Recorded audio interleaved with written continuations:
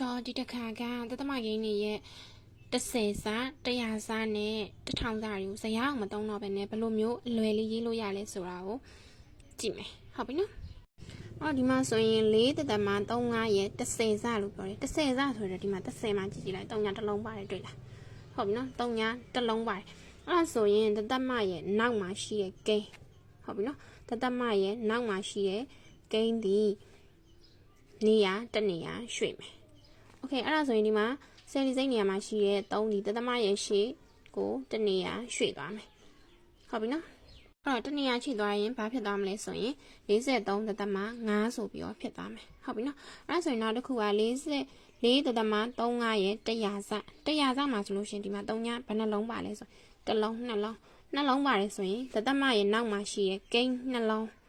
ဟုတ်ပြီနော်ဂိမ်းနှလုံးအဲ့တော့တသမရဲ့နောက်မှာရှိတဲ့ဂိမ်းနှလုံးလုံးနေရာရွှေ့မယ်အဲ့ဒါဆိုရင်3ကလည်းတသမရှိကိုရောက်မယ်5ကလည်းတသမရဲ့ရှိကိုရောက်သွားမယ်အဲ့ဒါဆိုရင်ဘယ်လိုမျိုးဖြစ်သွားမလဲဆိုရင်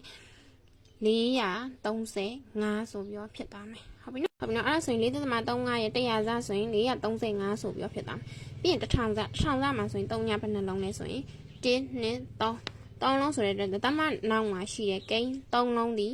တသမရဲ့ရှေ့ကိုနေရာရွှေ့မယ်နေရာဟုတ်ပြီနော်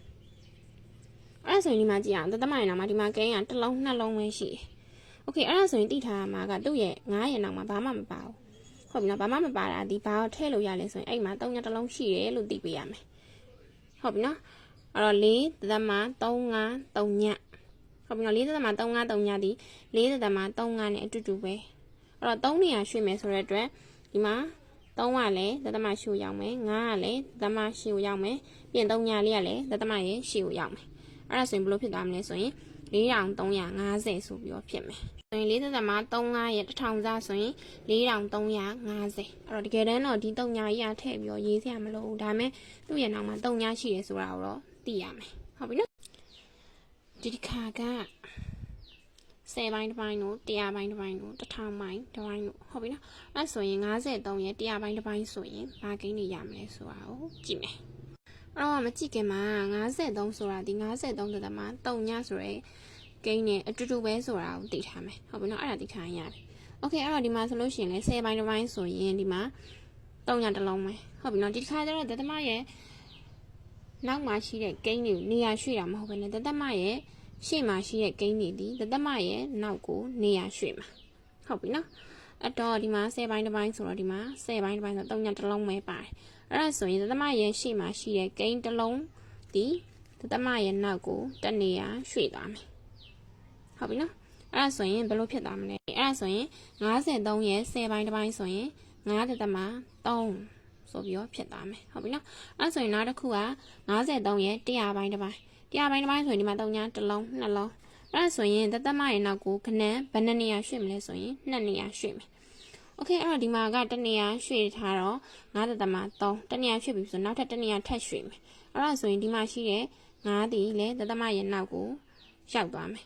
ဟုတ်ပြီနော်အဲ့ဒါဆိုရင်ဘယ်လိုဖြစ်မလဲဆိုရင်တသမ53ဆိုပြီးဖြစ်သွားမှာပေါ့နော်အဲ့တော့ဒီလိုမျိုးလေးဖြစ်သွားမယ်အဲ့တော့ဒီမှာခုနေရာမှာဘာမှမရှိဘူးဆိုရင်အဲ့မှာဘာရေးမလဲဆိုရင်3ညလေးရေးလိုက်မယ်ဆိုရင်53ရဲ့100ပိုင်းတစ်ပိုင်းဆိုရင်3ည53ဆိုပြီးတော့ဖြစ်သွားမယ်ဟုတ်ပြီနော်အဲ့ဆိုရင်နောက်တစ်ခုက53ရဲ့1000ပိုင်းတစ်ပိုင်းအဲ့တော့1000ပိုင်းတစ်ပိုင်းဆိုရင်ဒီမှာ1000မှာဆိုရင်3ည1 2